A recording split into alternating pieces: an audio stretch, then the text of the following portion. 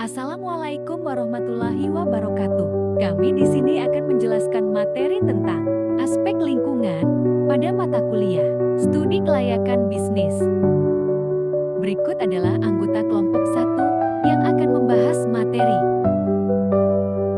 Materi pertama yang akan dibahas yaitu pengertian analisa aspek lingkungan. Apa sih analisa aspek lingkungan? Yaitu suatu analisa yang membahas tentang kesesuaian lingkungan dengan bisnis yang akan dijalankan, dampak bisnis terhadap lingkungan, dan pengaruh lingkungan terhadap kegiatan bisnis.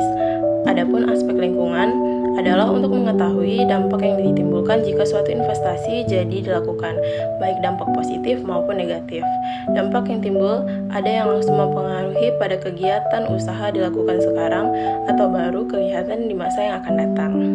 Oleh karena itu, sebelum usaha dijalankan, perlu dilakukan studi tentang dampak lingkungan untuk mengetahui dampak yang akan timbul dan dicari jalan keluarnya untuk mengatasinya. Studi ini dinamakan analisis mengenai dampak lingkungan atau AMDAL. Yang selanjutnya yaitu tujuan analisis lingkungan.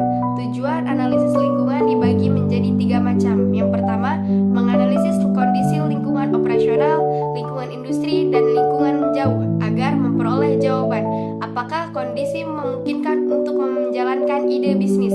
Yang kedua yaitu menganalisis dampak positif dan negatif yang mungkin terjadi terhadap organisasi. Yang ketiga yaitu menganalisis usaha-usaha yang dapat dilakukan untuk meminimalkan dampak negatif bisnis terhadap lingkungan.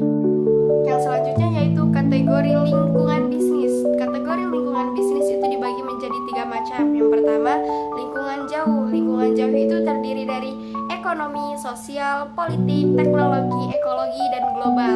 Yang selanjutnya lingkungan industri. Lingkungan industri terdiri dari persaingan antar perusahaan, kekuatan pemasok, kekuatan pembeli, barang distribusi, hambatan masuk. Yang ketiga yaitu lingkungan operasional. Lingkungan operasional terdiri dari pesaing, pemasok, pelanggan, pembelian kredit, dan pegawai perusahaan. Yang selanjutnya yaitu lingkungan operasional. Lingkungan operasional adalah lingkungan yang berkaitan langsung dengan aktivitas operasional perusahaan yang terdiri dari lingkungan pesaing, lingkungan pelanggan, lingkungan pemasok, lingkungan kreditor, dan lingkungan pegawai. Selanjutnya yaitu lingkungan industri. Aspek lingkungan industri lebih mengarah pada aspek persaingan di mana bisnis itu berada. Menurut Porter, terdapat 5 kekuatan dalam persaingan. Yang pertama, intensitas persaingan dalam industri. Persaingan dalam industri sangat mempengaruhi kebijakan dan kinerja perusahaan.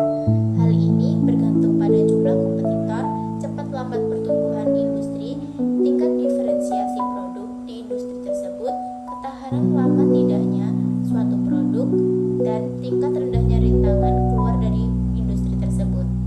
Yang kedua, kekuatan pemasok. Pemasok dapat mempengaruhi industri lewat kemampuan mereka menaikkan harga atau mengurangi kualitas produk serta servisnya.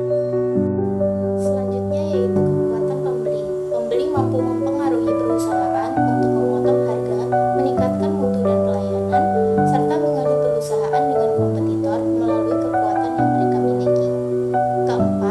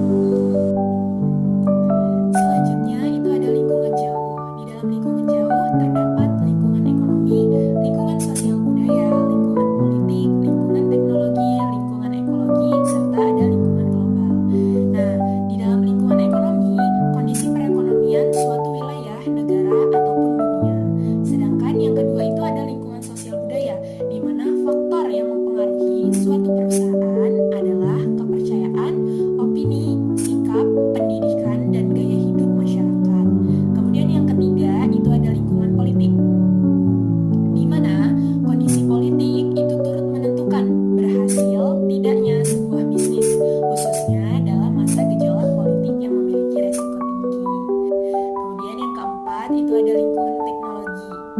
Lingkungan teknologi atau perkembangan teknologi itu dapat berdampak baik dan buruk bagi suatu perusahaan. Selanjutnya itu ada lingkungan ekologi, di mana kegiatan suatu bisnis dalam resikonya terhadap lingkungan hidup dan keberlangsungan alam sekitar, begitupun sebaliknya.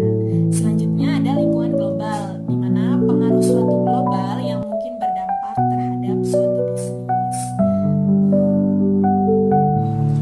Kemudian ada analisa aspek AMDAL untuk mengetahui dampak yang ditimbulkan jika suatu investasi jadi dilakukan, baik dampak negatif maupun dampak positif. Dampak yang timbul ada yang langsung mempengaruhi pada kegiatan usaha dilakukan sekarang atau baru kelihatan di masa yang akan mendatang.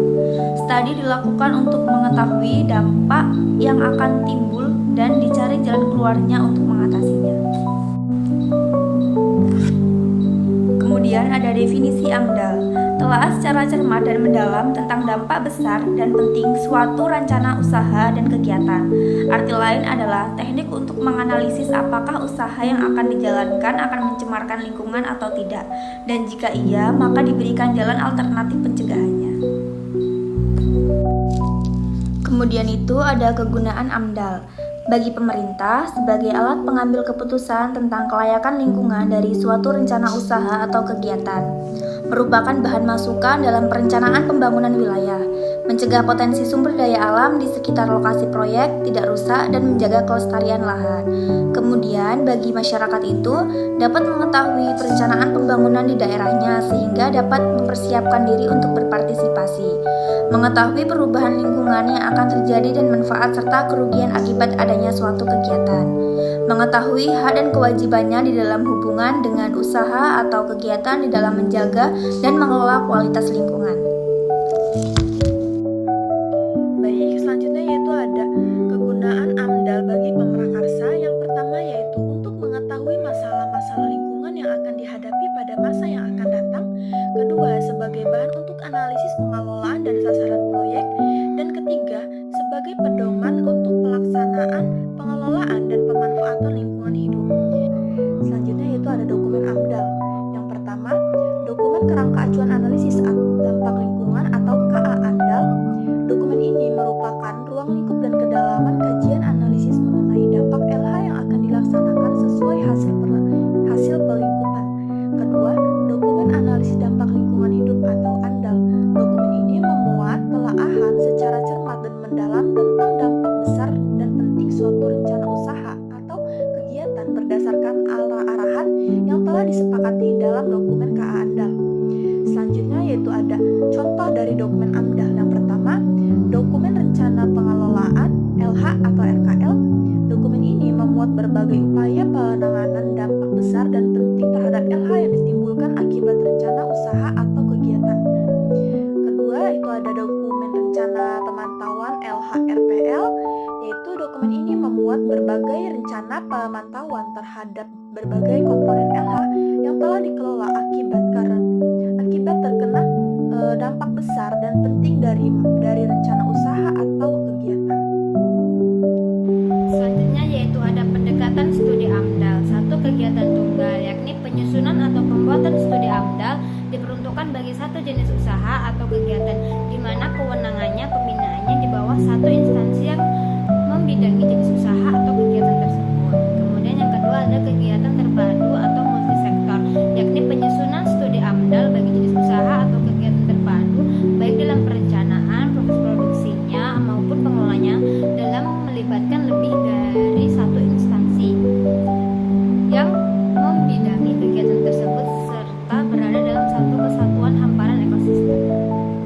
Selanjutnya yaitu ada kegiatan dalam kawasan, yakni penyusunan studi AMDAL bagi jenis usaha atau kegiatan yang berlokasi di dalam suatu kawasan yang telah ditetapkan atau berada dalam kawasan zona pengembangan wilayah yang telah ditetapkan pada kesatuan hamparan ekosistem.